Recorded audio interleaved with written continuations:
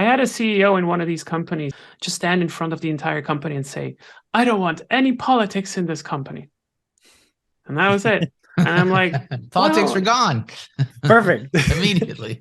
Yeah. So what do we do when we get frustrated as leaders, right? Like we make announcements. It's like this is like saying like, Scott, I'm not happy that you smoke. Scott does not smoke. I'm just saying, don't smoke. What you have to understand is, why does someone smoke? Like, what is the compensation for it, and so forth. So I'm an inquisitive mind in that sense. And I always feel like it makes sense to just not assume that someone is inherently having a bad intention. Because if I catch anyone that practices jobs to be done and tells me the user is stupid, work. Maybe we have a problem.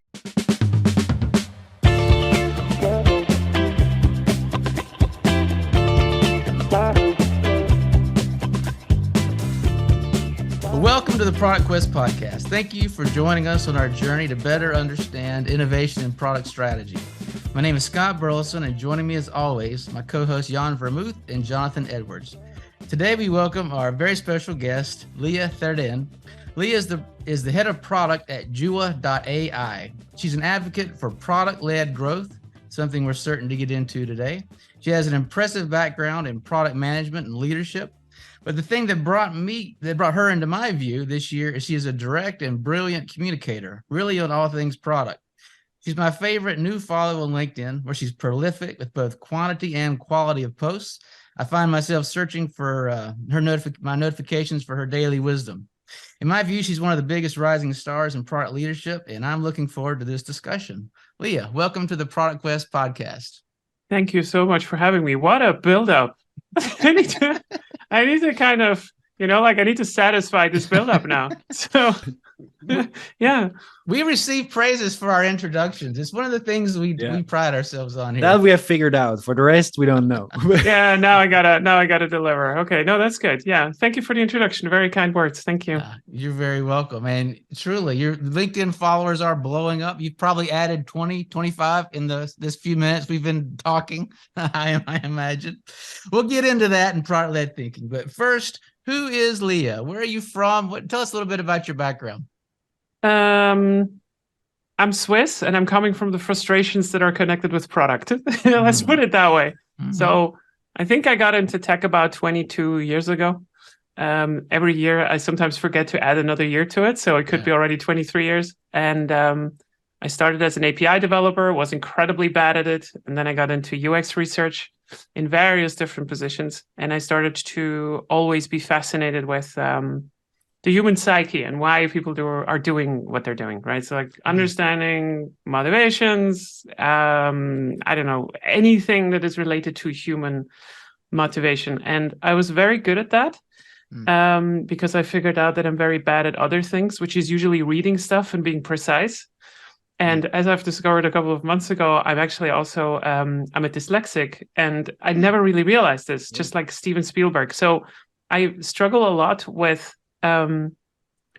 reading long, complicated mathematical constructs, but I'm really good at summarizing them.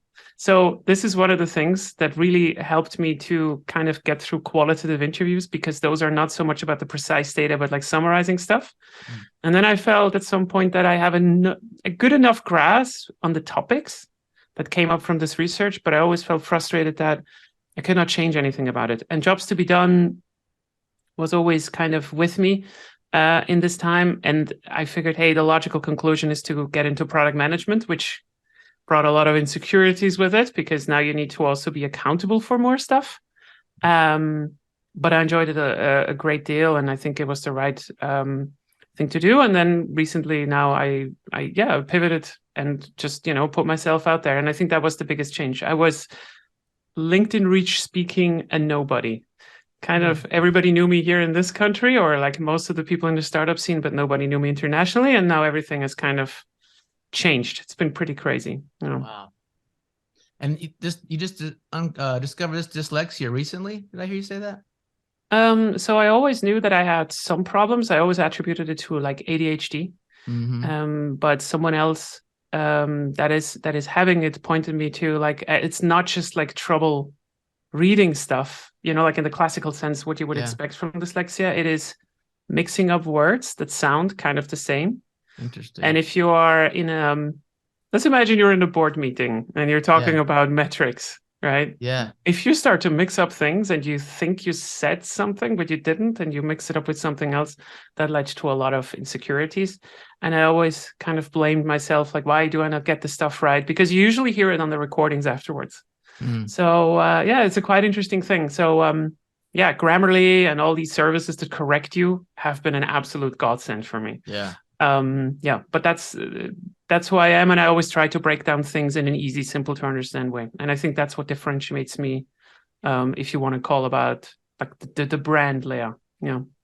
Yeah, that's great. The Grammarly also, I wish that I had that when I discovered it. I felt like, I mean, it was like, where has this been my whole life in LinkedIn or Word or anything you write? It pulls out the things that sound good to me in my internal voice, but apparently that's not correct English. My lawyer forbid me to sign anything without sending it to her first. Any contract or anything, because I'm just like, she's my Grammarly, right? On the legal side, she's my Grammarly. That's what it is. So that's the effect on my life in this regard, yeah.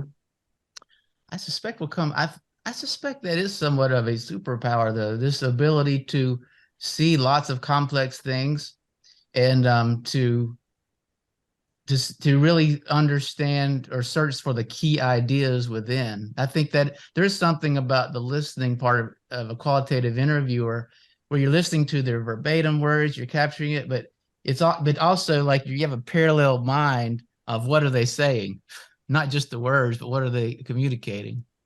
Yeah, and I think I'm not doing this on purpose. So sometimes people ask me like, how do you do this and how do you do that and how do you? I don't know how to formalize this. What I do know is that I'm pretty excessive in specific behaviors. So for instance, when I do take a user interview, and I've done maybe a thousand, I would say, like, I don't know, like over my entire career, I did maybe 1,000 interviews.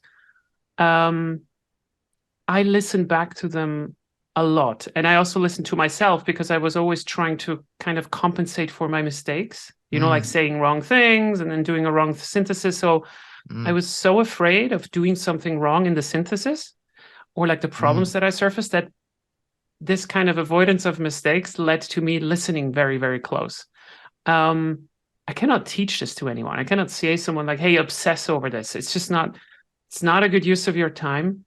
But I think it gave me a superpower in that sense, in that if you're so experienced in just listening back to yourself and using like customer interviews, it's very hard not to get good at it at some point, like in some areas. Sure. And then the other part is like, I completely abandoned trying to compensate in other areas, right? So like complex mathematical, how do you say, equations, I will never be as good, right? I just know that I cannot get there. And I figured, like, just lean into it. It's fine. I'm going to be the qualitative queen and someone else is helping me on the quantitative side out, because I can read the data, but it takes me 2 to 5 times longer than someone else to comprehend the complexity of like really long written reports. It messes me completely up.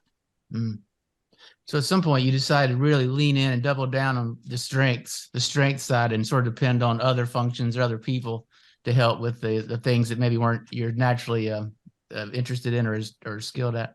I think that was one of my biggest learnings. I would say that if you look at yourself in the sense of what you can bring as a value to others, right? And like, let's say, I don't know, I care about what other people think. We all do to some degree, of course, right? Like our friends, our colleagues, clients, people on LinkedIn. I had to tell myself at some point, look, Leah, you suck at certain things, but you have a brilliant network of friends who are exceptionally good at pretty much everything that I suck at. And this is how I view also future colleagues, and that's how I hire people as well. If you are resourceful in surfacing what you need, like let's say, I don't know, we got to do an M&A, and you do not know how to get specific numbers, and you go get them over someone else. Do I really care that you did it or that someone else did it? No, I don't. I only care that it's kind of done and that that the insights are coming in. And I feel like we are really a combination of who we are individually plus the people around us. I mean, they make us just so much better. And that's how I also set my individual goals. Like my 2023 goals are very collaborative with the network that I have around myself. And I think it's the best thing that you can do for yourself, because you start to worry less and you just admit like, hey, I don't know, I'm going to get back to you on this, but I can get it, right? I can get the knowledge. Yeah. That's interesting. I think we're going to circle back around to that, especially when we get to your communication style, which is, I find, very refreshing. But first, let's cover a couple basics. Product-led growth. I know that's something you're passionate about, but just for folks listening, what is product-led growth? It's not what it sounds like, especially in product. We have a lot of misnomers, like product managers. Managers are technically managing people, but product managers don't manage people. And leadership is usually about influencing stuff without managing people. So product leaders, the product leaders are managing other product managers. So it makes very little sense. And product-led growth is also kind of a misnomer in two ways, I feel. First of all, it deals with customer centricity, right? We always say like, okay, let the product do the acquisition and stuff. But what that does is that people think that if we talk about how to bring your sales-led company to a product-led growth distribution, what people immediately hear is, oh, we're going to get rid of sales. And those are misconceptions that you have to deal with. And sometimes you're not even in these calls, right? So like, imagine you are an executive that has a sales-led company and you hear about this PLG thing. If this is indirectly threatening your job, in your understanding, you will not get someone like me on board to tell you otherwise, right? Because you're already convinced like, oh, what is this garbage, right? Because people are usually also sticking with what they know. It's one of the four forces. We have anxiety around it and, we don't want to move on about it. So product-led growth in the end is, it's putting the high-touch interaction, that the salesperson, as far back in the process as possible. That is true, right? So like we are putting the salesperson a little bit back, but we try not to tell people anymore how great our product is. We try to show it. And the way that I wrote about it in my guide is this. I think this is a stage saying: "Show, don't tell." And I feel it's very, very applicable in terms of product-led growth.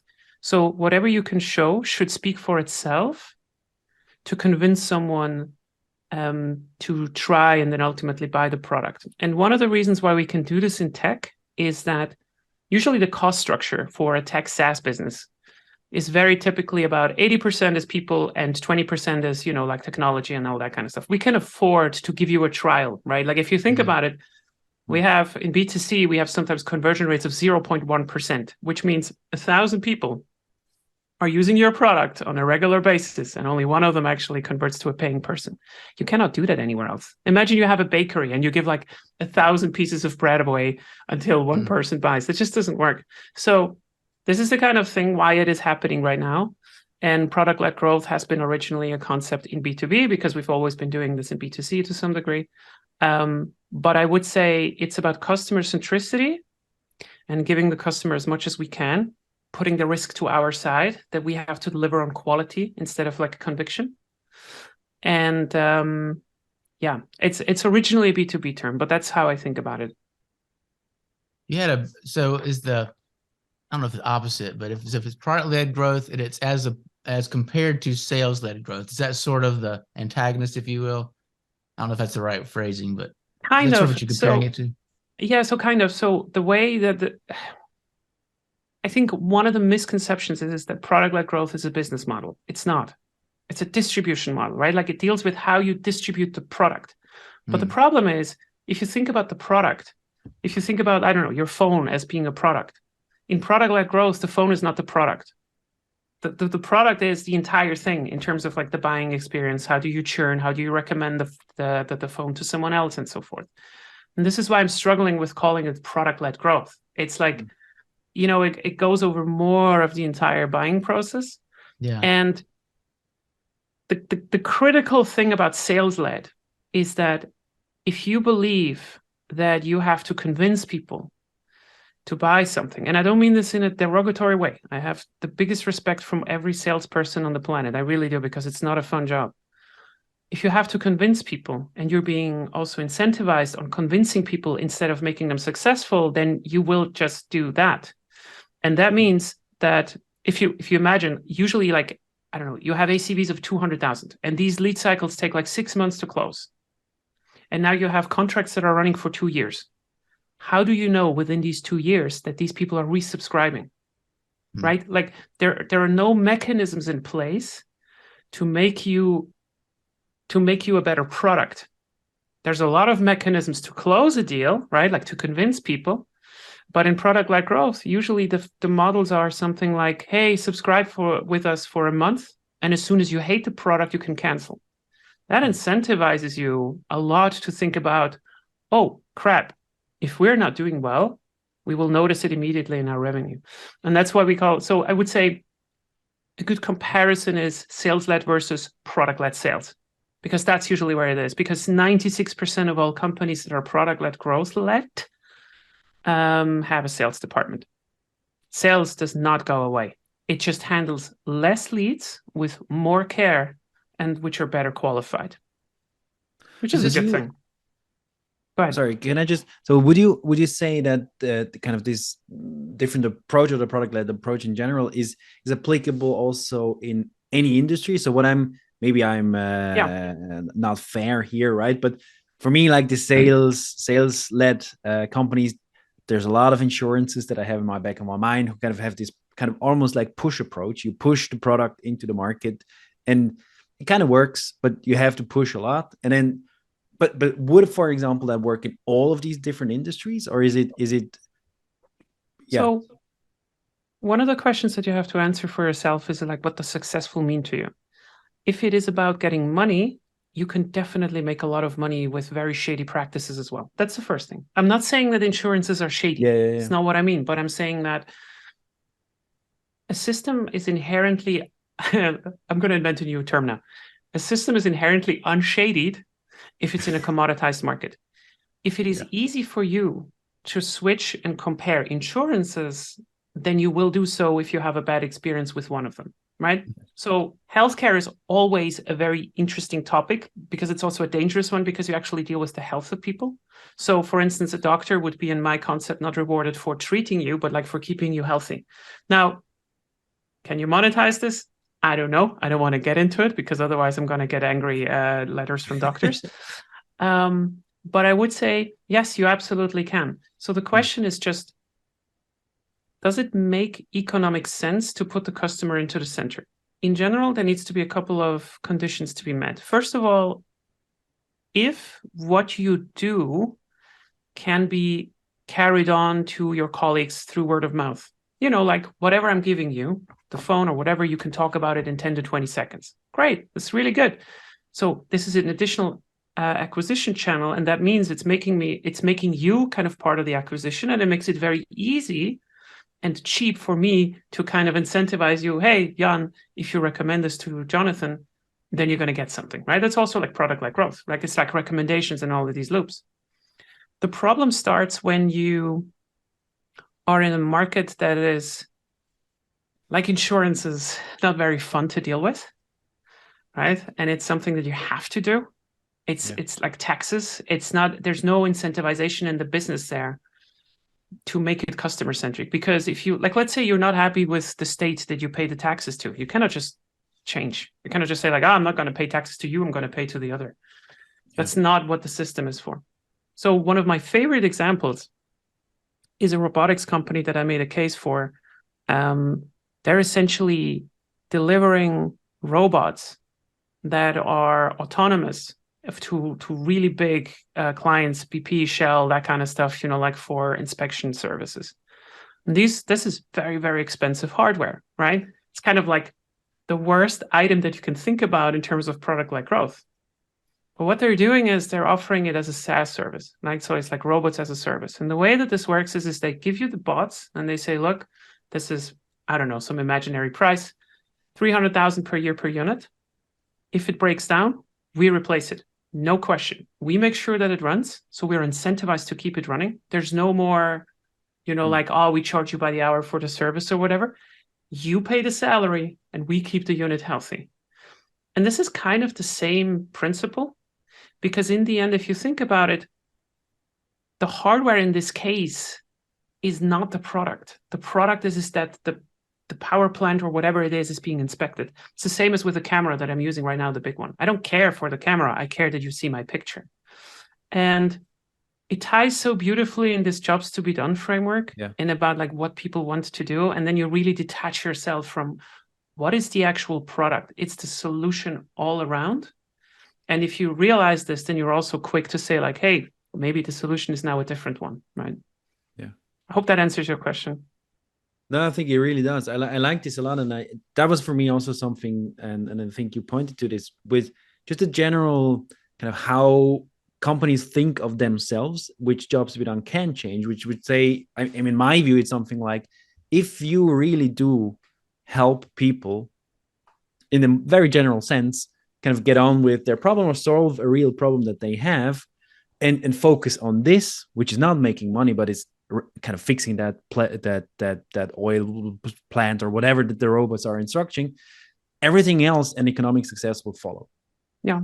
But if you focus first on the economic kind of stuff and making money, then you will completely change the system and incentivize very different practices. And for me, that is kind of a very kind of from jobs to be done that follows or it goes well together. Something. No, it does. And here's the mind-blowing thing about this, right? I said this also in a presentation last week. You should not only look at this in terms of your external customers. You can treat your employees this way.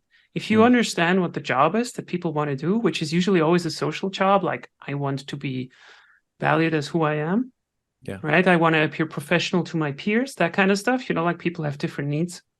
And I inherently believe in the good of people. I have to say that.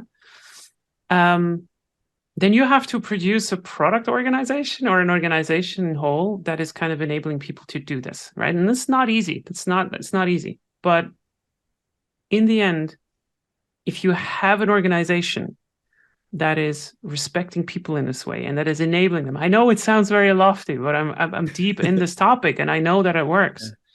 Then how can you not produce a cool product with this? And that's what I'm saying. Like, look, I'm all for caring for people, and I'm all caring for the environment and so forth, but we need economic leverage to change human behavior. That's always what it has been. If you have a bad organization, you bring out the worst in people. If you you remember these days, right? Like all of us, I've been in the industry for 22 years, and we did not have cross-functional teams. We were all separated, all of us on a different floor. The product managers over there, if you had product managers, they were called project managers, and then you had web designers somewhere. The designers are like in this particular room, the support guys over there. This was just miserable. And what does it do? It creates an us versus them mentality. And then you can tell everybody like, oh, well, like we should produce a really good product. I had a CEO in one of these companies, like that was about 15 or 16 years ago, just stand in front of the entire company and say, I don't want any politics in this company. And that was it. And I'm like, politics are gone. Perfect. Immediately. So what do we do when we get frustrated as leaders, right? Like we make announcements. It's like this is like saying like, Scott, I'm not happy that you smoke. Scott does not smoke. I'm just saying, don't smoke. What you have to understand is, why does someone smoke? Like what is the compensation for it and so forth. So I guess to summarize it, I'm an inquisitive mind in that sense. And I always feel like it makes sense to just not assume that someone is inherently having a bad intention. Because if I catch anyone that practices jobs to be done and tells me the user is stupid, that doesn't work. Maybe we have a problem. I agree. So I have a question around organizations as we're talking about this. There was this idea going around, probably still is, that it might be interesting to organize the company around jobs. So instead of silo people around different functions, you would organize them around jobs. What do you think of that idea? So I love the idea, but it takes a long time to get there. So two things that I noticed in terms of organizations. If you think about how easy it is to set up an organization and how easy it is to run an organization in specific frameworks, then you usually see the point that, let's say we are 20 people right now in the Zoom, and we need to figure out how we're going to separate our company. And we have 3 features that our product has. The simplest to set it up is Team 1, feature 1, team 2, feature 2, team 2, team 3, feature 3. That's been the way that we've always been doing it, right? And then it's even simpler to say, well, now we have these feature teams. Now we're going to be directive. So Scott is telling everybody what to do. It's easy to set up, but it's very hard to maintain because of yada, yada, yada, right? So we know all this. Now it's getting a little bit harder because now we pull people out of their silos, right? So like we make cross-functional teams. It's kind of going a little bit in this direction, but I still see a direction where we set up cross-functional teams in the sense of you still kind of fragment the product, right? So like you say, like, okay, this part of the product is for this cross-functional team and this is for this kind of team. This is what we started to do 10 to 15 years ago. And now for like 5 years or so, we start to add growth teams. And these growth teams are everywhere. They're kind of like what you describe a little bit. They're on acquisition, they're on monetization, but they're also a little bit on the product. They don't focus on any of it, but they're on everything, right? So like they have a complete full view. What do you think is going to happen if you add a growth team to a very established company where everybody was used to like, this is my stuff, this is my stuff? You have to be super careful. And this is why people like me, Elena Verna and Adam Fishman always actually advocate for slowly build this up from the bottom. Don't bring in like a head of growth and then you just like go in the entire company. Because the problem is that while in principle I do agree, it's very hard to center around a specific job, because at some point also, like if you imagine, let's take the job of I need to collaborate with my colleagues. And if you look at Miro, cannot put one team on this. It's impossible. They have like, I don't know, 100 product teams. For a very small company, you can maybe do it. But the problem is that jobs are oftentimes overlapping. And you need to first train your people that they can actually overlap with each other. So in theory, I think this is where it's going to go. In practice, we have a long way to go, because we still tend to separate people because we know that they don't work well if they overlap. And some of us still have the impression that you need to be in the office from 9 to 5. So those are kind of problems that we have to deal with. You know, I think our working environment is not yet really set up to do it. But I agree with you. That would be the best if you can really separate a product by job. I love that thought that it's probably not the best approach to assign a whatever VP of growth and start. By the way, I have to say, when you were talking about we're not going to have politics, I don't know if any of you ever watched that the IT Crowd, the British. Yeah. There was an episode where the boss said, "Nobody's going to be stressed. If anybody is stressed out by the end of the day, you will be fired." Are you stressed, Jen? Are you stressed, Jen? Are you stressed? Are you stressed? Yes. Are you stressed? Are you stressed? Are you stressed? I was having a little bit of a flashback to that episode. Yeah, but you know, like the reason why this happens, I always ask myself, why does it happen, right? So like, why do we okay, a couple of years back, if Leah goes to the doctor, I'm going to go to the doctor on Wednesday for an hour. What was the first response from my manager? Are you going to go compensate that? When are you going to compensate that? And it's like, okay, why does he do that? Why does he do that? Because he does not have outcome-based goals attached to me that would make him happy. So this is like, and this is why I said before, right? So like also with the organizational structuring, we always resort to what's easy to set up, even if it's hard to maintain, because we just want to have some control over something. Right. And I usually just think that managers who do that do not know better. And then usually the last cop-out that they have on LinkedIn is like, I get a lot of angry messages on LinkedIn, right? So like usually the cop-out then is like, yeah, but how is this going to work for a multinational corporation of like 50,000 people? And I said, like, I don't know. I never managed one of those. It's like, Yet. Yes, that's right. It's not going to happen. It's not going to happen. I have a very specific limit. Yeah. Yeah. But I think you're absolutely right. I mean, all these ideas and stuff that we have, but maybe about structure and everything, you really have to take into account where the organization is at. And that really depends, like, what is I think all these kinds of ideas, they help with figuring out where do we want to go. But what the next step is, that really, really depends. And there are some occasions, I mean, I've experienced this in a couple of companies where, for example, they had a merger, right? They merged with another, and then that's a perfect moment to introduce a concept like that. because you're anyway reshuffling everything and all that. So there are a couple of moments where you can kind of make a leap forward, but everything else is so, I mean, it's highly political. People have been trained to find for the budgets, and their budgets are defined around their function. So go very, very slowly. You can burn. Yeah. Okay, here's a funny story about Microsoft, because now you just reminded me of it. So let's say you have a quarterly budget of 250,000. I'm not saying this happened while I was at Microsoft, but I say that it happened at Microsoft. So let's say you have 250,000 for your kind of business unit, right? The way that we used to allocate budgets is if Leah doesn't use it up by the end of the quarter, she's not going to get it again, right? That's a very American concept that we used to have. I'm pretty sure there's some companies out there that still do it. Microsoft has matured since then. But what this leads to is you have about 90,000 of your marketing budget over. So what do? We started to build beach baskets.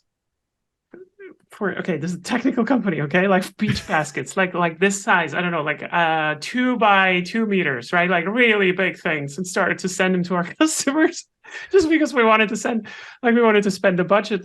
And the rest of the budget went into deodorant sticks. Deodorant sticks with the font on it. Oh my God, what was the name of the product? Something with as long front. as it was not clippy, I think you. No. I was there when we launched Windows Vista. Oh, that was fun. That was the Balmer area era. No, but like we had deodorant sticks with a product name on it, and I was always thinking, like, what are we saying? Are we? What's the metaphor here? What is the metaphor for the customers? I'm not sure. Stinks. Yeah, this will help. Yeah, but so to Jan's point, here's the thing that I noticed in consulting. This is a very good point, right? So like when companies are doing M&As and there tends to be a specific pattern when this happens. So the first pattern is usually, okay, if you're below 5 million ARR, you're probably a product market fit company, right? Like you're trying to find product market fit. That's kind of like, okay, we know that, right? That kind of makes sense. It turns out, unless the company has grown to 35, maybe 50 million ARR, they're not going to change their distribution model as well. If you go into a company at 20 million ARR and you say, hey, let's do some PLG, they're still figuring out their sales-led process. There's too much optimization potential in there to go for product-led growth. And the cool thing is that this distribution model does not kill the sales-led approach. It really doesn't. But it's really good to have it side by side. And that's maybe the last thing that I want to say on this topic in that regard, is that you can have sales-led growth in your company, marketing-led growth growth distribution, and product-led growth distribution at the same time. It just turns out before you are 35, 50 million ARR, you should not do two of them. Figure one distribution model out and then go into the market with it. That's kind of a rule that I live by. I heard it first also on a podcast. And I got to say, it's pretty accurate. Sorry, could you repeat that point again? Which one? The 35 to 50 million? Yeah. So, I don't know, like the entire thing, the last 3 minutes. But yeah, well, the key point. Yeah, I feel like I missed something there. Excuse me. So the last point, the point is, once you start to go above 35, maybe 40, 45, 50 million ARR in SaaS tech, I always need to be specific because otherwise I have other retailers telling me that I'm crazy. Sure. You're usually not introducing a new distribution model. And with that, I mean that if you're already marketing-led or sales-led or product-led growth, like if whatever you're doing, just stick with it until you have figured it out, because you can layer another one on top of it as well. Yeah. I mean, I guess that's my summary. So you don't want to cause confusion by introducing these multiple sort of perspectives. The company's just not ready. Yeah, the company's just not ready. And that's usually also the price point where you do M&A, right? So like this is usually the first time where you have enough cash in the bank to lift anything. Yeah. It's very rare that before happened the big M&As. I mean, of course, right? Like, I mean, what kind of company can you lift if you have an ARR of 5 million? Yeah. Sorry, go ahead, Jonathan. Well, I mean, I actually wanted to go back to the definition of product-led growth with maybe just an example, because I'm not sure I've quite gotten it yet. But yeah. So okay, so let me try again. I would say the simplest symptom of product-led growth is to have a trial, to try something instead of a salesperson. But that's not just what product-led growth is. And I can explain it to you on an example of something that is a bit unintuitive. So if I say customer centricity, right, like transparency, giving you as much as I can before you have to speak to a person, because sometimes you have to.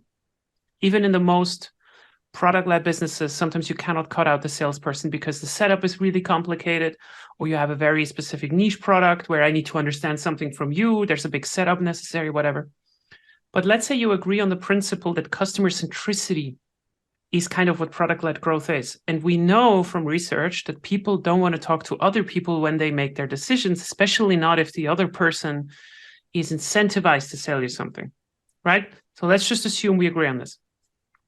Now, if you sell something through an API, like we do at Jua, which is a weather-based machine learning startup, right? So like we deliver our data, like we deliver superior data. I cannot really give you a trial for this, but what I can do is I can try to understand what you need to have an easy way to understand what we deliver. And that can be documentation. That can be a sales process that is extremely customer-centric. So we try to understand what is success for you. Do you already use something existing? That kind of stuff. And the kicker in there is that even for sales, I can put up something product-led. So for instance, let's say you are a salesperson that sells me Slack subscriptions.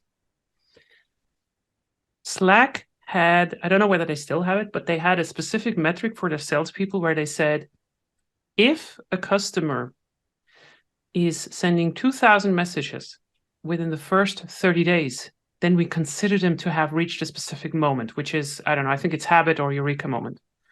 And if you do, then you get a bonus on it, right? So it's not just about the amount of licenses that you sell me in some way. It's about whether the customer is successful.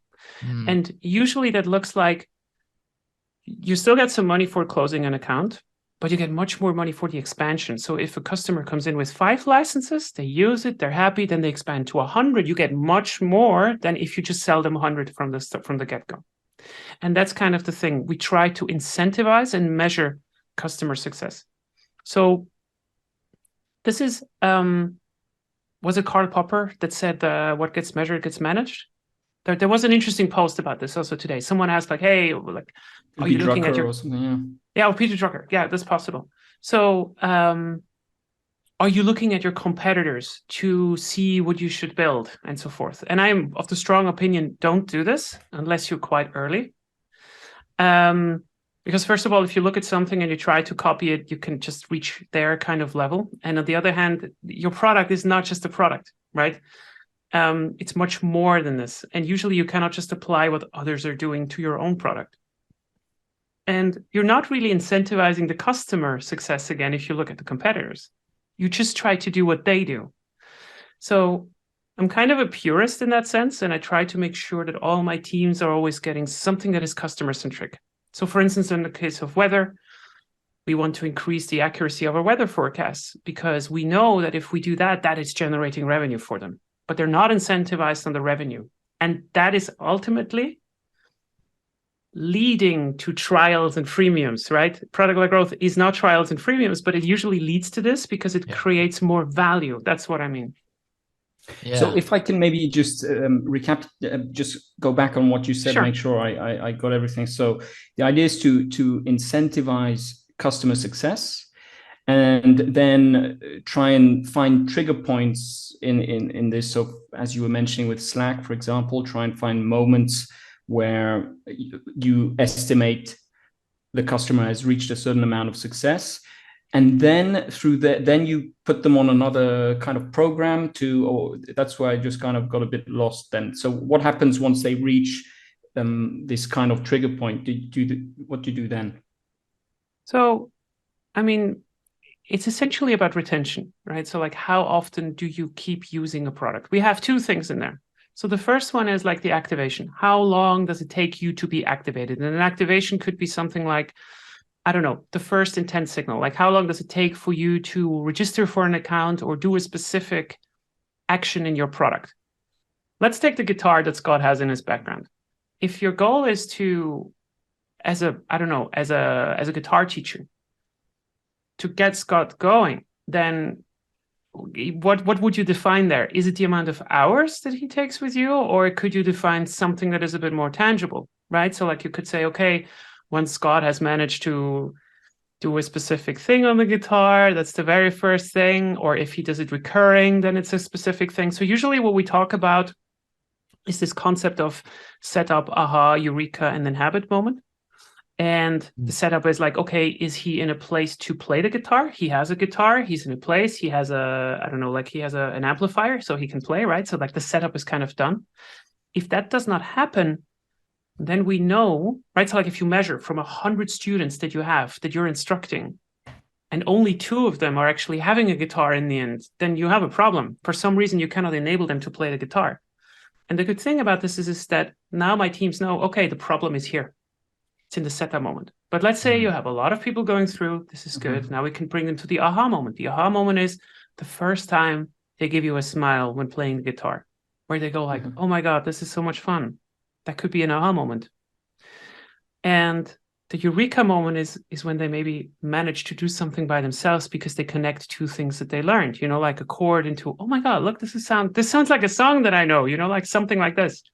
And I know I'm breaking it down now to playing the guitar, but that's what it is. And the habit is, are they doing this continuously on a specific frame? And you cannot standardize this because every product is individual, but you will know usually after some research in your product where these triggers are. So it's basically a funnel. Is that correct? It's basically viewing a product kind of like a funnel in terms of where people are actually using it. We don't say the F word. Okay. We say the F word. It's a different word. No, we don't say the F word. Okay. At this point, I will point this section. I will point out to my friend that they know or not, because disagreement. That's good. No, it's not a disagreement. You're absolutely right. But the thing is, you want to look at this as kind of like a loop. What happens if somebody develops a habit moment and says, Jonathan enabled me to play a song on the guitar, and I'm learning now new things, like it's kind of like it's becoming a habit. What happens? I'm going to go to my friends and talk about it. And then these friends are also going through the same loop, right? So like the question that you have to ask yourself is, for every person that I'm getting to play the guitar, how many additional people does this person bring me? It's not like 2 or 3, right? So like usually it's like 1 point something. So that's why you should not look at it like as a decreasing number. It's about maximizing this. And a good example is, okay, like let's say someone is really happy with you and they love playing the guitar, and you used to, in these music lessons, you give them like these business cards. Like the little business cards. Yeah, hey, look, if you have another friend that loves this, right? And it's kind of product-like growth. Like, hey, look, I play this guitar. It's really amazing. Look, here's a card from my teacher. So the easier that you make it for people to have this network effect, the better. And that's kind of product-like growth as well. For each product that you're working with or looking to integrate this, so these are the 3 main phases: the aha moment, the eureka moment, and the habit moment. And you'll try to define, what does that mean for this product? What do aha customer experiences, or what things you describe things that I would be doing. Like I had an aha, I enjoyed something, maybe I learned a chord. So you would define what a customer, I'm searching for the word behavior, activity, something like that. Yeah. For each of those 3 phases. Is that right? Or thresholds? Look, it doesn't matter what you call it, but in the end, you want to get together into a room with your product teams and figure out and say, okay, let's think in the mind of the customer. Yeah. What are consecutive steps until the end where someone develops a habit? Because you need the habit. If you do not get to the habit, then you're only good in acquisition. Right. And I just call it setup, aha, eureka, and habit moment. It's not my invention, by the way, right? Like, so, I mean, this is a very known concept, but I think it's important that you don't end up with like 20 of these metrics. It's just keep it simple. Find the stuff that matters for people. And especially, like, let's say you have a marketplace, or some application like Uber that has different types of users. you can define these customer success metrics for different types of users of your network, for the drivers, for the passengers, for the delivery people who are using Uber Eats and so forth, right? So what it does is it really lifts you above of this kind of looking at, oh, how many people have visited this site, or how many people have done this and have done that. Yeah. It's a really powerful thing, but you should keep it simple so you can also kind of influence it. Right. So is the aha moment, to me, tell me if I'm thinking this right, it's almost like as the user of a product, it's the first moment, it's like, I think this might work for me. I had a positive experience, and it's not a habit, but it's like I can almost, oh, wait a minute, this might be something I can use. I feel good about it. Am I thinking about the aha the right way, or? Think about it in this way. If I tell you something about a product, let's say it's the guitar, and I tell you that, hey, Scott, playing the guitar is la la la la la, right? Like something. Yeah. That's the value proposition. Yeah. I give you an idea on what you will get. Yeah.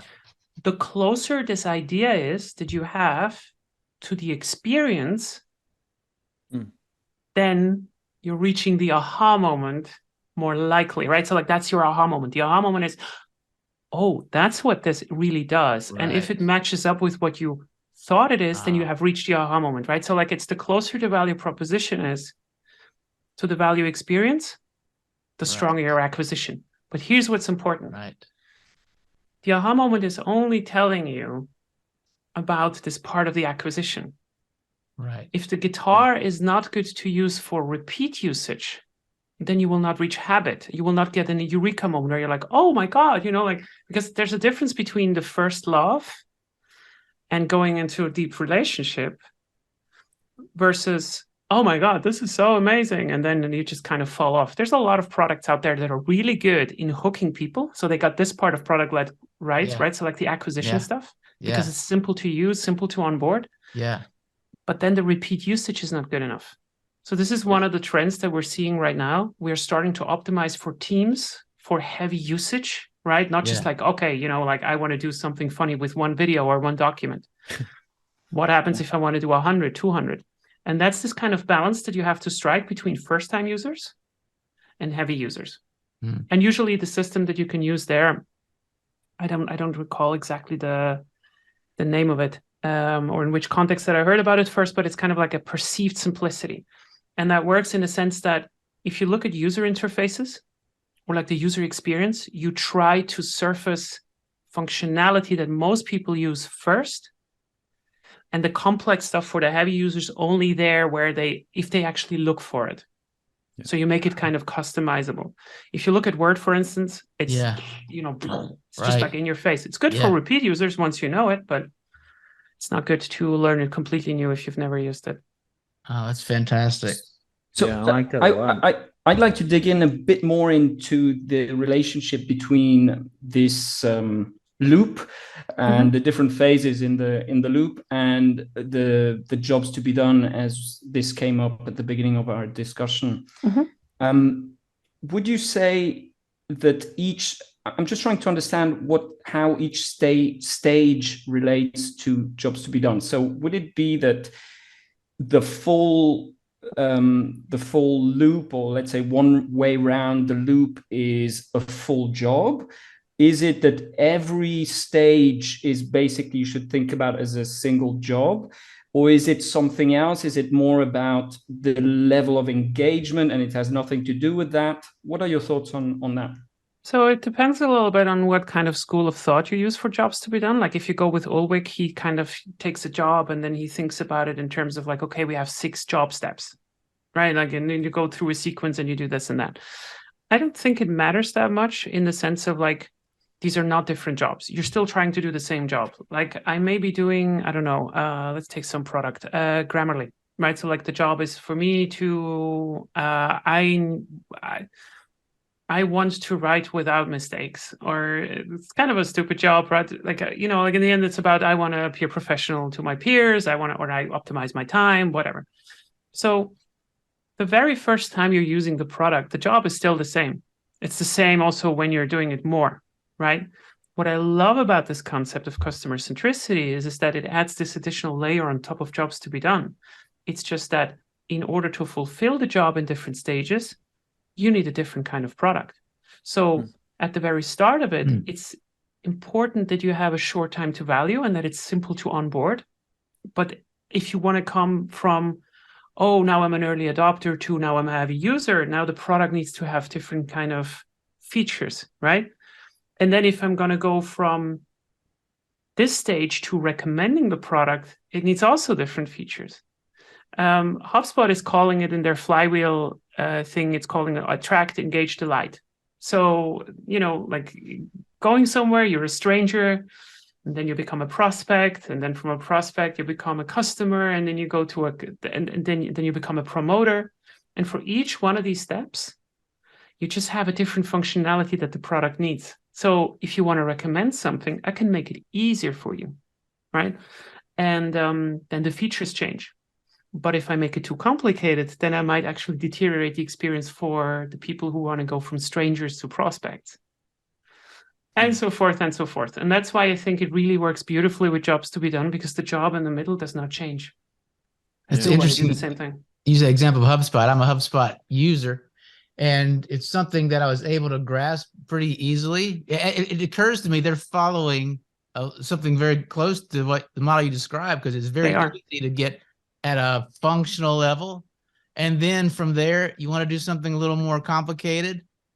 That is there also. This is not sponsored by HubSpot. I'm just my honest. Oh, we're gonna go into it. I am not employed by HubSpot, but they are the best example of product-led growth that you can have. Well, so that's because as you're describing it, it's funny to use that example. I'm like, as a user, I'm like, yeah, because and when I want to do something more difficult, it's like their support is right there. And it's like, if I'm in the middle of trying to do something, all right, okay, I went as far as my skills could take me, and now I'm stuck. When I want to get unstuck? Immediately, not tomorrow, not an hour from now, because tomorrow I'm on to something completely different, and I don't even care about that whatever complicated thing I was trying to do. They get you unstuck very, very quickly. So it's very interesting. You hold them up as a good example. Yeah. So this podcast is not sponsored by HubSpot, but if somebody from HubSpot is listening, I want to have I want to kick back right now, right? And Scott does as well, and Jan as well, and Jonathan as well. Okay. So here's the story of HubSpot, because they have been the original gangsters who actually did this. Wow. So if you think about it in terms of product-led growth, this was a business that I never remember the amount of revenue, but like HubSpot was always doing well, right? So like, especially when they were sales-led. They were sales-led at some point. They had the very classical model that you would expect from, I don't know, Salesforce. You create demand with salespeople, and then you go out, you try to sell your software, and that's what their acquisition model was. The interesting thing is that they had a year-on-year growth of about 30 to 40%. And they still were like, maybe we can disrupt the market. And that is insane if you think about it, right? Like, so you have a model that works. Right. Everybody's happy. Right. All the salespeople are super, super happy. And you still start to disrupt. So the way that this worked, if I recall it correct, they had a product team set up at some point and said, like, okay, you're trying to do this different with a self-onboarding product. I don't want to see you work on our main product. You're just going to commit your own code base. You're just going to do this somewhere in the floor, like not on the floor, in the basement, like the IT crowd. You just like, there's this team that works on this. Right. And what you see today is the result of this, right? They have 5 different products in HubSpot, the CMS, the CRM, and so forth and so forth, like for different stages of the company and different needs. It does not matter which product that you onboard. Even if you've never touched it, it's very easy to get on board.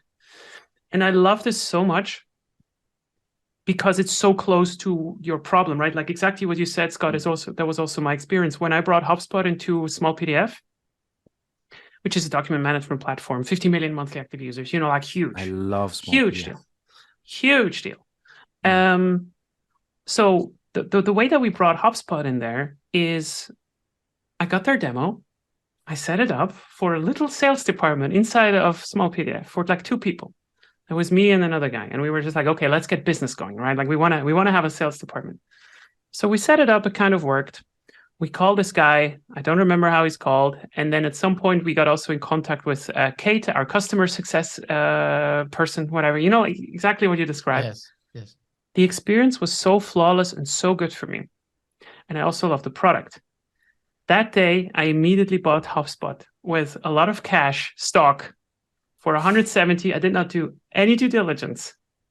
And the stock went 5 times until it crashed again, you know, like a correction. But that's the thing that you have to understand, right? Like this was so customer centric. I loved every bit of it. And the way that HubSpot is structured today is that you have salespeople who are really responsible for the sales process. They're trying to do that one really well, but you also have customer success agents. You have expansion agents. So they're also helping you, like once you got to know the product and you just want to expand. So sales still is getting some incentivization.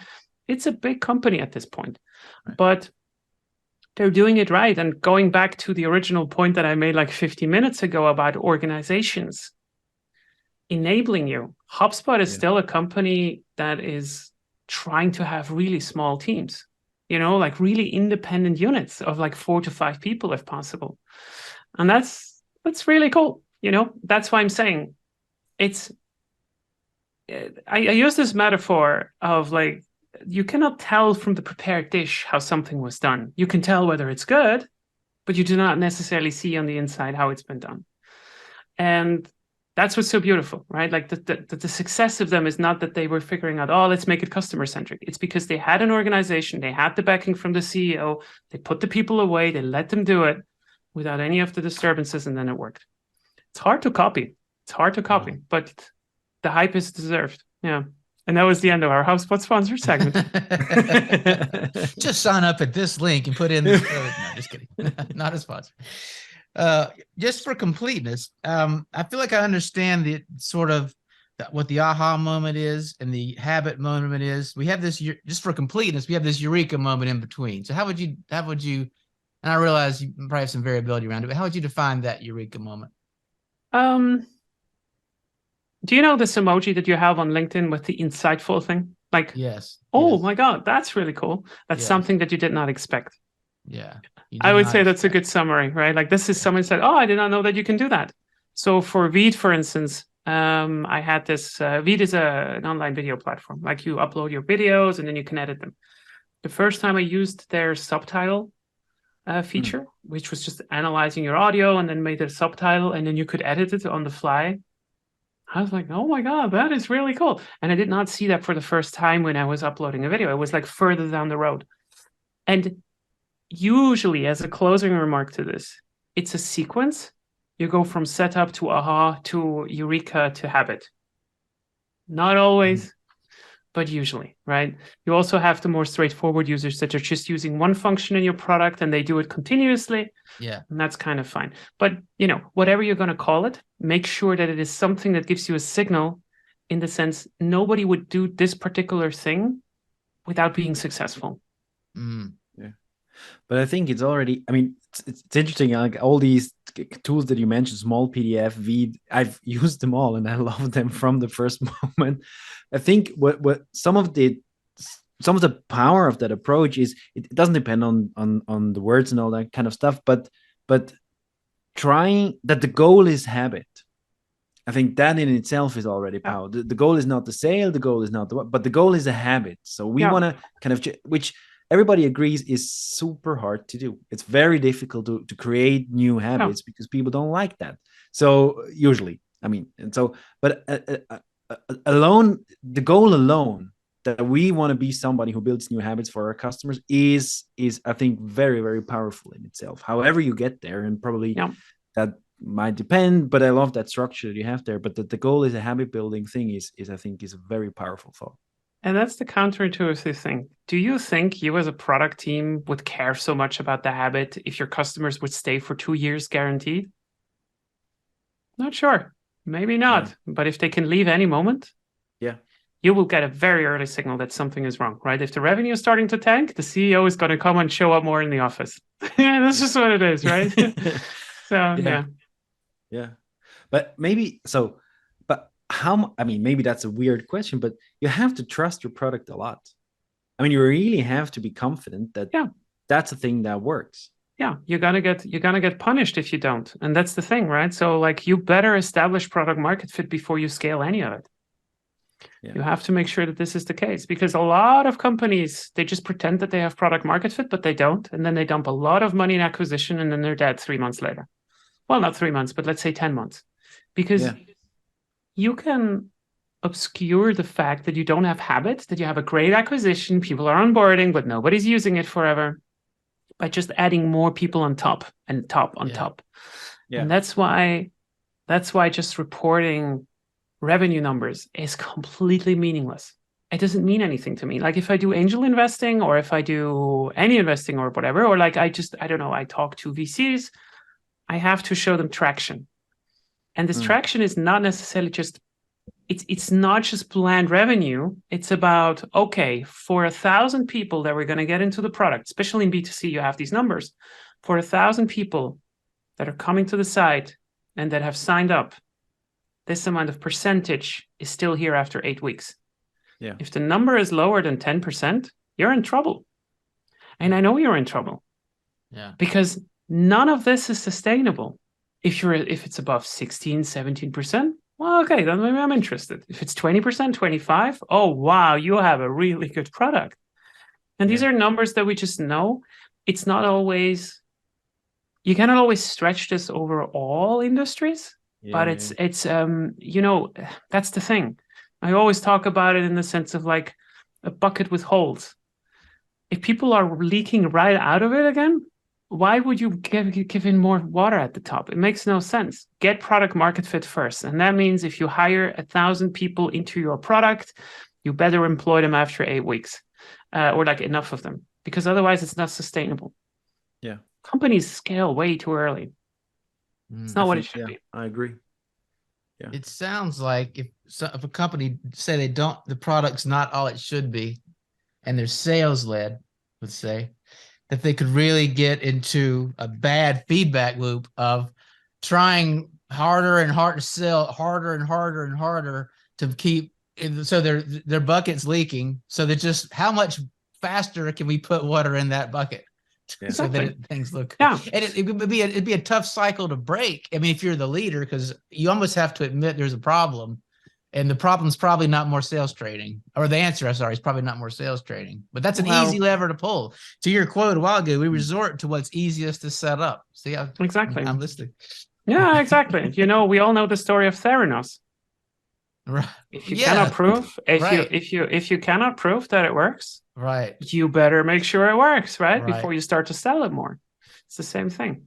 I'm a big flashback. When I took a marketing class in college a bazillion years ago, and I got a bad grade on this one test, and everything about the solution they proposed, it was all about selling and your messages. And I was like, no, it sort of has with how my brain works. No, it has to do with if the product is crap or not. And so I get this terrible grade, and I remember, wow, I guess I was an engineer taking a marketing class, so I was like, I guess I have a lot to learn. But then I reflect back on that. It's like, wait a minute, I think I might have had a point way back then.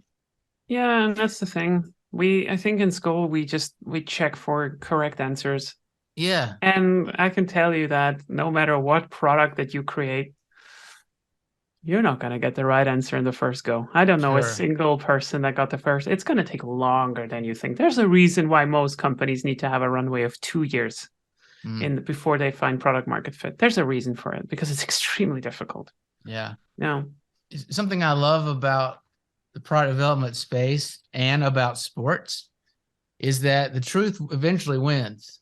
Like if you have this crap product, you can't fix it with all the sales in the world, right? Eventually the truth, at least this is my perspective, right or wrong, the best one eventually will win. Now, the best, that meaning in a broad sense, not just the gadget or whatever, but the whole customer. So HubSpot, we talked about the software, but we also described how fast the support is as also an attribute. When I say the product, I'm referring to the bigger everything it offers.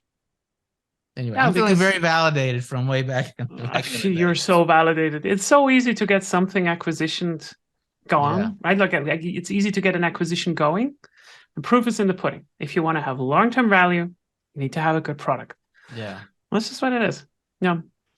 So you talked about ARR before, and how you needed more than, I think you said 45 million before changing your growth strategy. Well, not changing, additional, yeah. Additional growth strategy. I was wondering regarding this product market fit, is this, how can you tell in the data, as this is a very data-driven approach, how can you tell when you have, can you tell when you have product market fit just looking at the data, and what would the indicators be or the metrics be that you would look at? Yeah, so I think let's define first what product market fit is, right? So like as a kind of concept, I wrote a guide on this, so anybody who's listening to this can check this out on leahtharin.com. So in the end, what product market fit is that you have a product that solves a very specific problem in a big enough market. And this last kind of bit is important because it's very easy for me to create a product that I love, but the market is not big enough to make money from it because I'm the only buyer of it, right? So like it's already starting harder if I have to create a product for you guys. So now we still don't have product market fit unless the market of 4 people is big enough for me, like for whatever reason. But like that could what it be. That could be it. Most companies die in that stage. They try to find product market fit and they can't. About 90% are dying, depending on how you look at it, right? So like 90% never reach product market fit. So they have an idea and they try to find product market fit. So now how can you measure it? I use the Sean Ellis test for this one as a proxy metric. This works really good if you have a lot of customers. So like in a down market B2B segment or B2C. And the question that you ask is, how much would you hate it if I take this away from you? And if about 40% or more people say, I would absolutely hate it if you take this away from me, then you have product market fit. And the ratio is extremely important in this regard, because as I said before, it's not about you finding 100,000 people. It's about you finding 100,000 people in 200,000 people, right? It's about the ratio that is really important, because otherwise you cannot, even if you just find like 1%, right? It's not what it is. But like if not enough people love your stuff, that are using your stuff, then it's going to become extremely inefficient to bring people on. And I think Sean Ellis I think the way that he described it is that he looked at a lot of companies and this was the kind of common denominator. Now, this is a metric. Every metric can be manipulated, especially when you measure it, right? If I only measure from the people who give me a good NPS rating and so forth, it's an indicator, but I think it's a good one. So I would say 40% say that they cannot live without this product anymore or don't want to. No. But there's no way to tell, for instance, with the retention rate or something like this. Or would you say that's not a good way of looking at it? So that's a very good point, because it's completely possible that people are using your product, but they hate it. So if you're looking at the standard way of how we looked at, how people are using stuff, right? So we have a specific activation. So let's say we have a group of people, and from these people, a specific amount is activated. So they're starting to use the product and so forth. And then from these people, a specific group is retaining. So they're using the product on a regular basis. That's usually where most people stop. They say, oh, that's a really good number. Now, if you look at jobs to be done in the sense of like, okay, let's measure from these people that are remaining, how many love the product. It is entirely possible, depending on what kind of product you have, that a big portion of these people are hating your product. So let's take your car. You have a car. 50% of the people that I know hate their car for whatever reason. Like the Bluetooth doesn't work. They don't like what's coming out of the radio, but maybe that's a different problem. Like how the doors are closing. It's like it's too expensive or whatever. Just because people use stuff does not mean that they love it. And depending on the cycles that you have, it can also take quite a long time before they actually churn. And the way that you're looking at this is that I really love Tony Ulwick's outcome-driven innovation framework, where you actually also try to figure out, okay, of your existing customer base, how important are specific parts of your product? How important is it for me that the car drives fast? How important is it to me that the car is quiet? Compared to how good that does my product actually now solve it. And this difference between how important it is and how well they can do it is telling you an opportunity. The bigger this number is, the more likely the people will churn, right? Because they're not happy with it anymore, but they still use it because overall, for some reason, they're using it. And interestingly, the more you are in a commoditized market, the more likely people will go away and find something else. So if you only differentiate by price and your stuff is not that original anymore, you kind of lose your first mover's advantage, right? So like if something is really, really new, let's say ChatGPT, whatever, despite of what everybody's saying, there's a lot of people who don't like it. It does a good job, but if they find something that is more tailored to what they need, I don't know, content editors or whatever, then they will go to that particular side. And that's how niche markets are actually, essentially are being created. Yeah. Does that make sense? So you also have to look at the happiness of people that are retaining. Retention itself is a good indicator, but it does not guarantee you that everybody's happy in there. It kind of, so maybe I'm just trying to play this back to you to see if I understand it correctly, but like usage or high usage could also just mean like there's high barriers to change. And that's the reason why they didn't change, but it's no indication of satisfaction. So that's basically what we're saying. And I completely agree that people are neither loyal to your brand, I'm very sorry to say, nor loyal to any kind of great tech. If something comes along that does the job better, they will, and I think they should, to be honest, they should switch. They will change, because that's what I would do. I have no intention of sticking with a bad product. I mean, so it's a very good point. So let's play a little thought experiment. Let's say you have a B2C product. Naturally, these products have an LTV of about $100. $100 is the amount of money that people spend on you before they churn. Now, let's say you get someone like me in there and we say, like, okay, I think I can change your product that people are spending $300 on it. And so how do we do this? Well, we're starting to introduce team use cases. And let's say you have a product that can do this. And a team use case is enabling your product to collaborate with each other, right? So like in the case of Small PDF, it would be, the four of us can work on a document at the same time with real-time collaboration. So we're starting as a team to store our documents there. So if Jonathan is hating the product, he's not going to go away because the other three are still using it, right? So we increased the LTV per person. Does that mean we increase the happiness by 3 times? Yeah. Absolutely not. It does not. We just made it harder to switch. We addressed one of the forces to switch. We made it harder for people to switch. We still need to focus on the happiness that we just now also should introduce with these team use cases. And that's why equating revenue and the frequency of usage to overall happiness is a very problematic topic. And also why I'm really regularly, excuse my English, I'm shitting on the NPS publicly. No, it's a very problematic metric.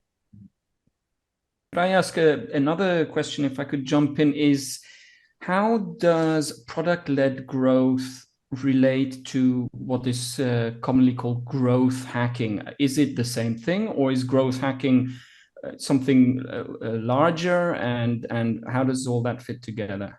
I love this question. By the way, to the listeners, we did not prepare these particular questions. I just love your questions. They're really good. Okay, so here's the thing. Hacking, in the sense of how most people that I know understand it, like just now again as a definition, is something that you cannot repeat. Like it's a clever thing to get a lot of things going, right? Like, okay, with this hack, I got 10,000 people into my product. Hacking is completely acceptable when trying to find product market fit. Absolutely. Whatever you need to figure out, whether you do it over Google, you call you call your parents, you use this connection over there to figure out what the problems of people are, do it by all means. You have my blessing, right? So it's very good for the product market fit stage. But if you're in a growth mode, if you're scaling, right? So like you have proof that this particular thing works. If you're scaling, hacks are stupid because you should be doing something that you can sustain. So let me explain this to you. So let's say you bring 10,000 users in with a stupid hack that you did. I mean, I'm not technically against it, but it is not a motion that is that is repeating itself. If you think about, let's say we introduce something that is giving us 1,000 users every month and is also increasing the rate of how many people that they are, recommending. Remember, right? Like, so this loop that we had.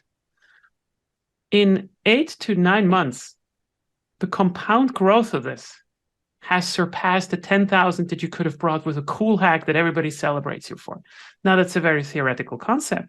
But what we do with growth teams and product teams in this regard is we really try to optimize the retention with something that stays. Because no matter what kind of hack you do to acquire 1,000, 2,000, 3,000 people is something that affects the other people. As you grow and as you have an existing user base, they need to be defended. It's a very comfortable space when you're trying to do product market fit because you have nothing to lose. There is, we have no users. Okay, then we can test, we can do stuff. But as you grow, you want to be very careful because some of these hacks can cost you a lot of money where you don't see it.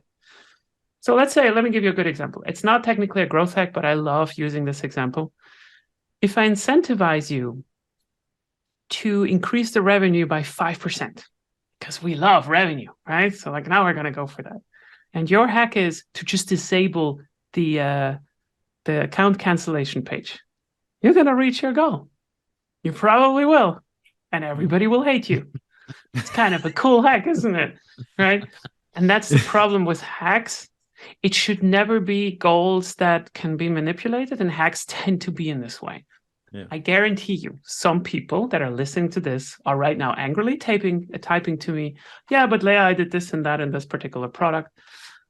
Cool, that's good. But, it doesn't matter whether you acquired 1,000 people 2 years ago, if you at some point target like 10 million. It's just, you're not, like these short bursts are essentially meaningless. And that's the same for my LinkedIn profile, for instance.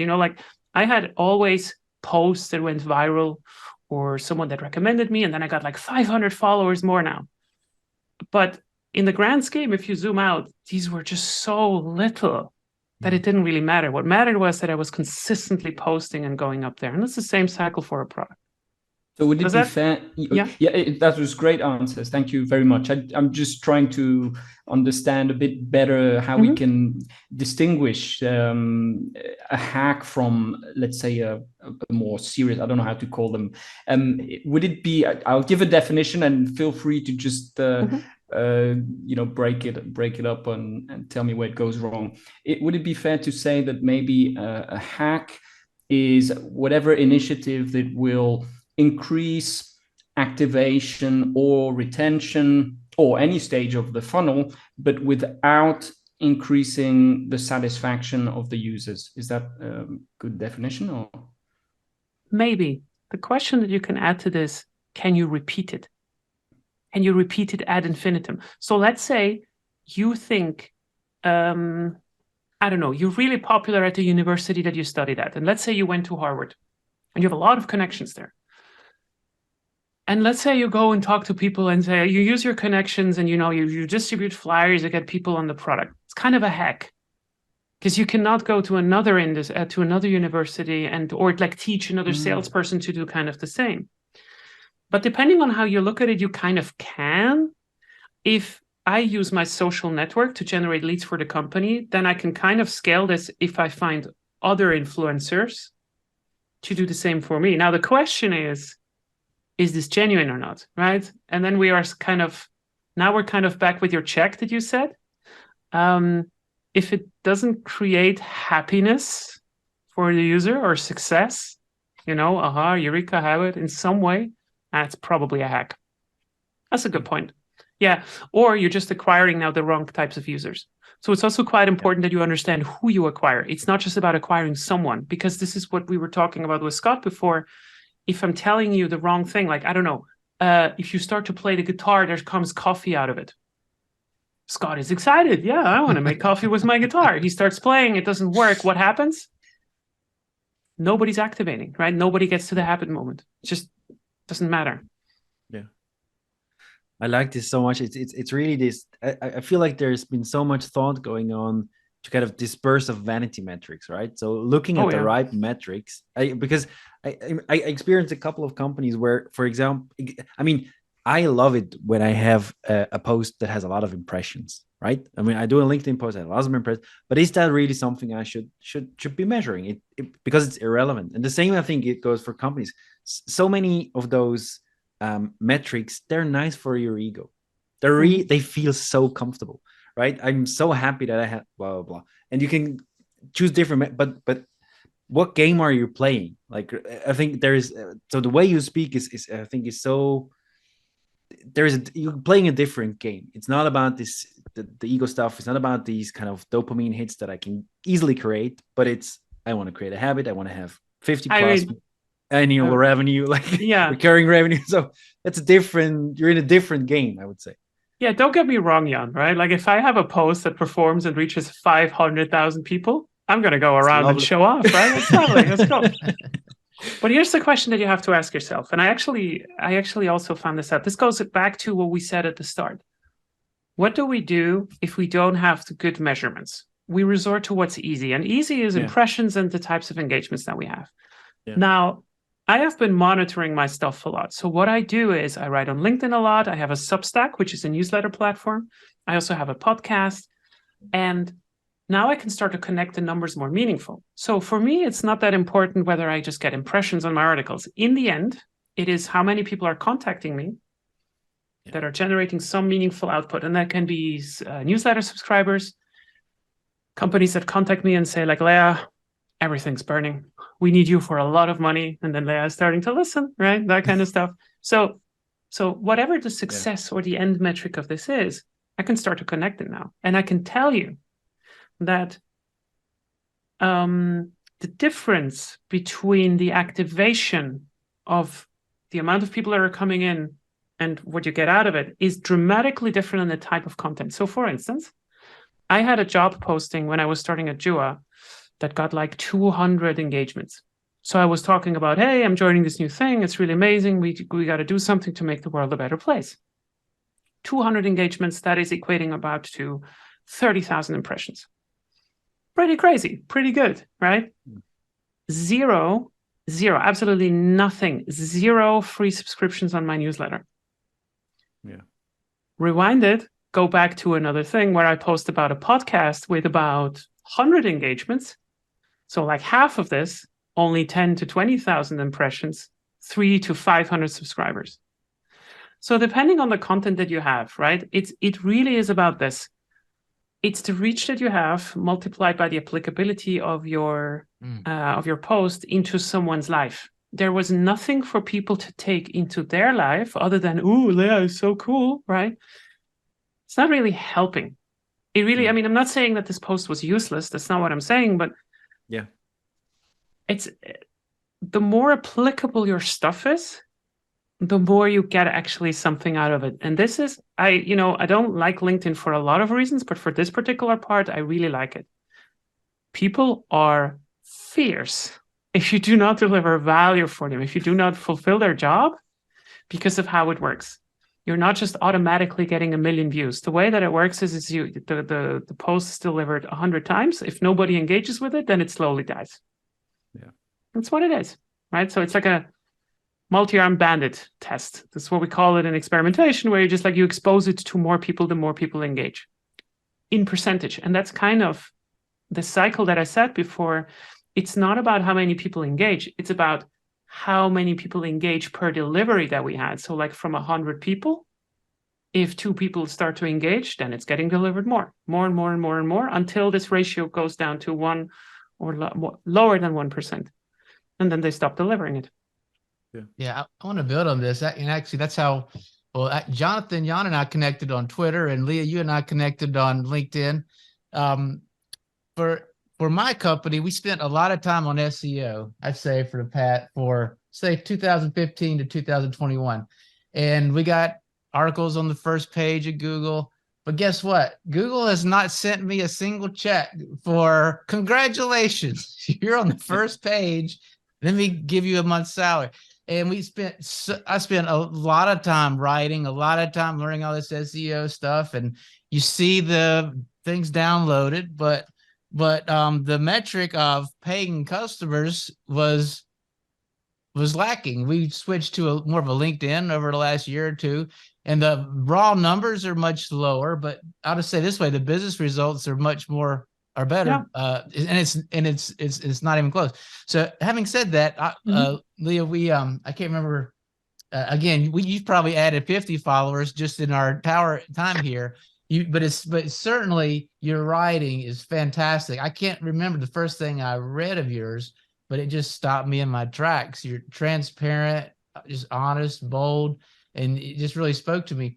But what would you say? I mean, you're experiencing this from the inside. It must be equally pretty thrilling. But what would you attribute some of that success to? I don't know what the success is. I recently did a survey to all my readers. I'm not sure whether you also took it. Like I did exactly this Sean Ellis test. Like how disappointed would you be if I would stop reading? I remember answering it. You sure did. The funny thing is I scored exactly 40%. I remember that. So I have product market fit. So as to the reasons, I don't know. I'm looking at this always in terms of a product, right? Like I really try to avoid like the pest to go viral with something that I'm not passionate about. Because if I start to write something, I don't know, politics or God forbid, something that I'm just not that interested in, like I don't know, I'm interested in so many things. I kind of think about something that I'm not interested in. But let's say, I don't know, cars, whatever, like just some topic that I don't write about, and you go viral with it, then you're going to acquire a lot of users that follow you, but they're not engaging with your content anymore. So if I start to post in the future, these people are just like looking at my stuff and then they don't engage. So I kind of go down. So what I'm trying to do is I try to look at this also in a product-led growth motion. I give everything for free, almost everything, like my guides, my knowledge, the way that I look into stuff. I try to be approachable for people. I'm also vulnerable. I try to be completely honest with people. If I fail, I try to stay in front of them and say like, look, this was a mistake. And I feel like that's kind of like product-led growth, right? Like I want people to be able to experience me in the most authentic way that is possible. And it's a very defensible thing because for some reason, there's not that many people with that mix. And I'm a very, very focused person in that sense, right? So like I have an ideal person that I want to have in my kind of inbound. And I don't care where they're coming from. I just know that they're coming somewhere from the product sales or marketing space. And usually, like founders, senior executives, that kind of stuff. And I don't have so much as a content strategy. I just write about what happens in my life. Very authentic. And I have a couple of people and other creators that are doing the same, and we lift each other up. And that's, I don't know, like it seems to be something that strikes a chord with people. I did a survey recently where I asked about insecurities in the workspace. And I know for a fact that most people that answered this survey really, really want to write about work.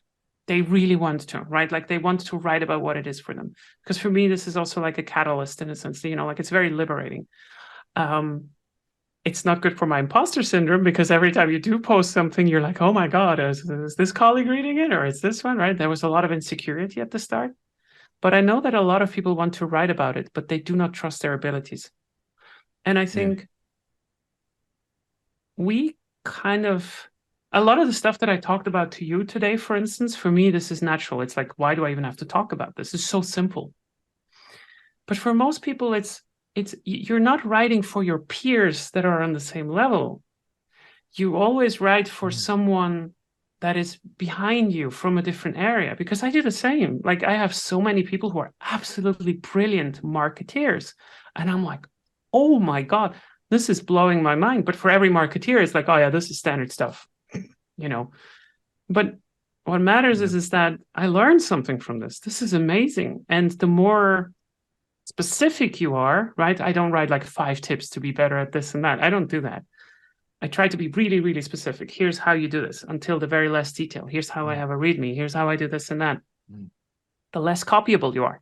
People can literally take my stuff, put it on their profile, and it doesn't perform because it's not Leah. And it's like, I write about my stuff. And that's how I see it. Yeah. You're very prolific too. I mean, it's quality and quantity. What are your writing habits? Do you sort of have a schedule? I want to post every day, or do you build up a sort of a catalog and then post, or how do you do that? So when I started putting it out on LinkedIn, and I started with 500 followers, and now I'm at 16,000. This was about 6 months ago. I started from nothing. The only thing that I knew is that I post 2 times a day.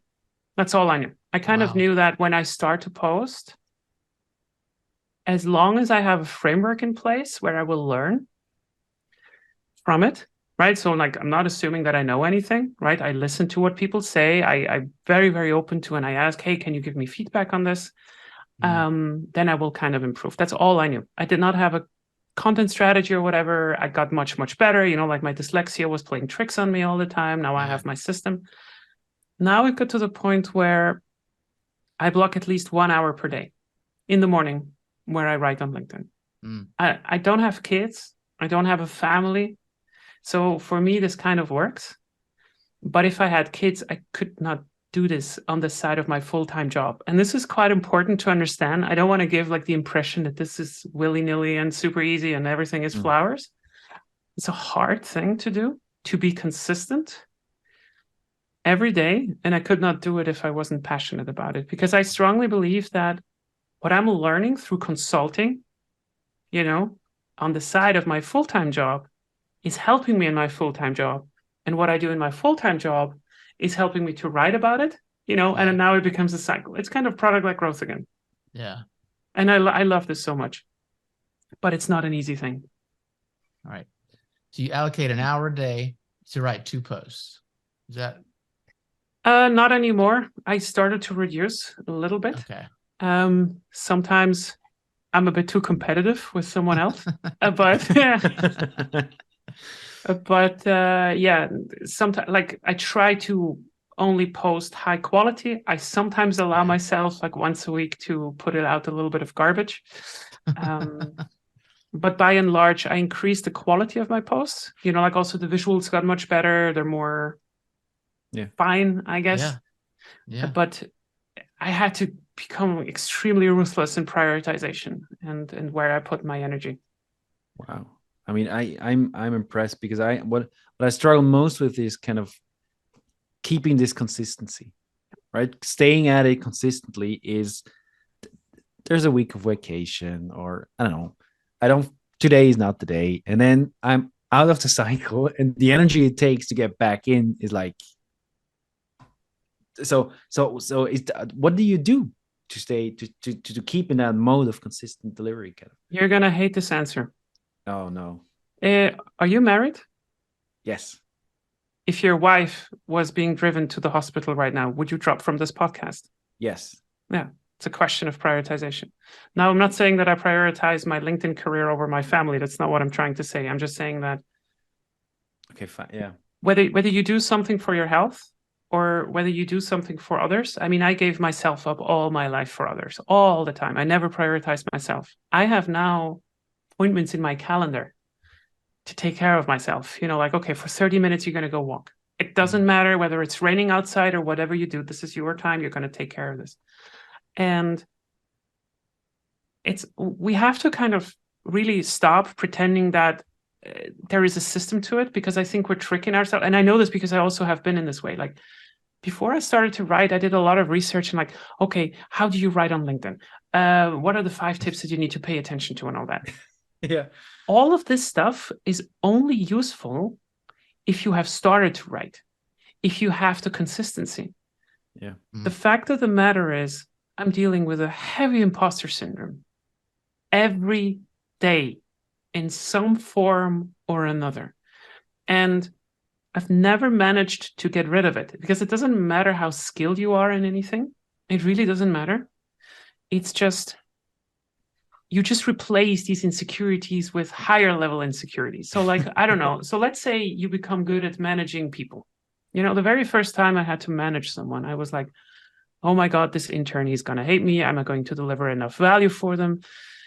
what if I mess up his career forever? What if he's going to be depressed because I'm leading him and all that kind of stuff? And then you kind of replace this, like, so you become good, right? And then you start to manage the first team and then a department and now an entire product. It's always the same feeling. And the way I talked about this as well, like I wrote an article about it, but I think the imposter syndrome that we're dealing with, first of all, way more people have it than you might think. I would say everyone has it. We all have our insecurities. And for some reason, we're not talking about it. And I think this is to extend on your point, Scott, from before. This is what I'm writing about. I can have an imposter syndrome, stand here to all of you and say like that I have it, and still not appear not senior or not knowing what I'm talking about. On the contrary, it's usually the person that talks up in the meeting and says, I don't understand this. What does that mean? Yeah. That is being perceived as senior, because in the end, if you pretend to know everything, nobody's going to teach you anything anymore. And you become insufferable as a result. And I think that's where I double down. And I think in the end, you have to ask yourself, not how do I establish consistency? I'm sorry to say it, but you kind of have to just, you have to do it. And then you can talk about how do I optimize it? But no hack is going to get you there. Absolutely no hack. Yeah. I love and hate the answer. It's yeah, I'm sorry. No, because it's the truth. That's exactly it. It's exactly it. Yeah, that's what I had to. Yeah, that's what I had to tell myself. Stop pretending like it's an issue of technique. It's not. Yeah. I love this. The fact that you refer to your own dealings with imposter syndrome, I think very much demonstrates why people are loving your voice so much, because you're so transparent and honest, and you say the things that a lot of us think, but are unwilling to say because of being fearful for some reason or another. I mean, your point about the person that points, hey, I don't understand that on the board. Yeah, that's a grown-up thing to say. And also, I realize I'm just repeating what you said, but I found it all so good. And if we pretend to be the experts in everything, we're not going to learn a whole lot. Yeah, we set a bad role model for others. Yeah. This is the worst thing. I mean, look, why did I become this way? Not now, but like, why did I have this unhealthy relationship to pretend that I know everything? Yeah. Because this is what I thought a manager is. Yeah. I didn't understand, because I thought like, oh, they have their stuff together. So if I, this is the weirdest thing. This is the weirdest kind of comparison I've ever made. But if you think back in the 80s, right? So like the first hip hop artists that you had that were going on stage like with their gold chains and everything, like, I don't know, Flavor Flav and all that kind of stuff. DMC, I grew up with those. Yeah. Run DMC with the Adidas. Very good point. Yeah. What did people start to do? Wear Adidas. They wear kind of Adidas. You want to have a part of it, right? Like you want to become like, you want to a little bit be like them. You want to be on the stage. You want to be in the center of attention. And there's a healthy part to this. I'm not saying that Adidas is not good to have, but I think at some point we really start to also pretend to, if I just imitate it, then the knowledge kind of comes. But it's like customer success. It's the result. It's not what gets you there. The other thing, Leah, is when somebody like you stands up and talks about your imposter syndrome, gives other people, they feel like they can be a little more honest also. That's sort of a gift you give everybody. Yeah. I hate that we're getting close to the end of the time, because we're going to try to see if we can't wrestle and get you back on here at some point. Is there anything you'd like to let folks know about as we're sort of rolling and landing this plane? Yeah, be kind to yourself. Yeah. Forgive yourself, and be as kind to yourself as you are to others around you. Yeah. Well, I love it. You and I had an interaction on LinkedIn where it's a story I've told a few times, but it's where I was teaching a voice of customer course to a human resources group having a conference. And as they were bringing me in, I'm thinking, why? This is a waste of time. They're wasting their money. And it's like, why? I'm about product development. What are they? And they were wonderful. They loved, like, you have these role playing. I mean, they got all into the role playing. They were serious about it. and blew me away. And I was like, well, let me learn something from watching this. And I described it, and you described that experience as beautiful. And again, you just sort of stopped me in my tracks. And so you've got a very unique voice, and I'll be still reading, and I'll be still listening. But hey, we certainly appreciate the time today. And can I share one more story before we go? Please, absolutely, please do. All right. One of the most beautiful experiences that I had in my mentoring career is that, so I had to stop giving free mentorship stuff, right? But like a year ago or so, I was listed on the mentoring club, and then people could just book me. So this guy is booking me. I just give him a fake name, Jordan, whatever. Yeah. And he comes in there. It's a relatively old gentleman. He's like 50, 60 years old, and he's clearly not familiar with tech products, right? And he's coming into this call, and he tells me about this book that he wrote about how he has this amazing technique to make people learn faster. And I'm totally confused about what he's talking about, because, he's all over the place. Like, these 20 different concepts and everything. And it was so difficult for me to kind of understand. But I went in there, and I also had a resistance initially on the call. But I went in there and I said, like, okay, if there is something to learn from him, I will find it. And at some point, what he struggled with is that it was not so much his book that was a problem, and I'm pretty sure, like he did a lot of research and everything, but he struggled to explain what it is about. And it completely blew his mind that setting up a landing page just to see how many people would land there, and then go around and distribute flyers with what he thinks this is doing, like motivate children to learn something, or like how to play music or whatever it is, completely blew his mind. Like, he was listening so closely, and I loved this, right? And then the conversation got going, and he was like, oh, that's fascinating, right? So we completely got away from like what the book was about to, is there a need in the market? And I kind of try to teach him with an hour or two what jobs to be done is without mentioning it ever. And it was such a challenge, but it was so rewarding. It was a very warm experience for me. And I also posted about it on LinkedIn afterwards by, like changing the story a little bit. But I was like, oh my God, I had the most amazing session right now with this guy. And I don't think I would have done this 5 years ago, because I would not have listened. I would have just been like, this guy has no idea what he's talking about. It's like one of these confused guys, right? See the people behind everything. If you cannot do that, then try to see what they are trying to do as their job. I love it. I think that's one of the things I've sort of appreciated about jobs be done later. Initially it was like, oh, great, I can make good product. But later it's like, wow, you really have to care about what somebody else is trying to accomplish. And it's like, your jobs be done. It's like so simple. You hire a product to accomplish your job, but then at its core, there's almost a kindness there. And then in your quote just a minute ago, be kind to yourself. So maybe we should think about our own jobs as we're trying to treat ourselves as customers at times.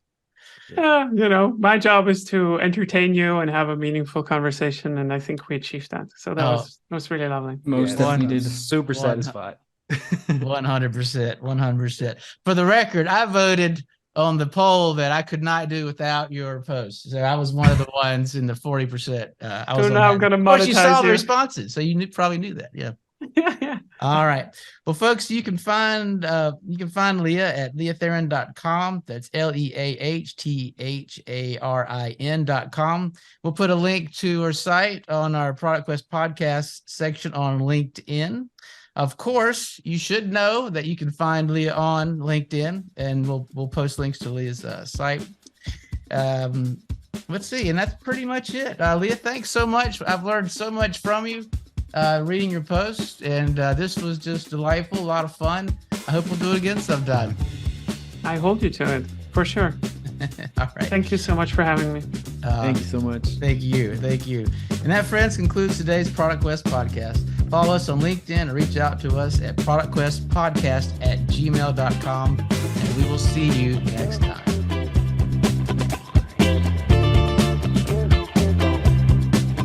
It was so great. Thanks. Really enjoyed. For the great questions. I really enjoyed this. We're not friends if you don't invite me anymore. So, You don't have to drag me. Just good questions. That's all I need.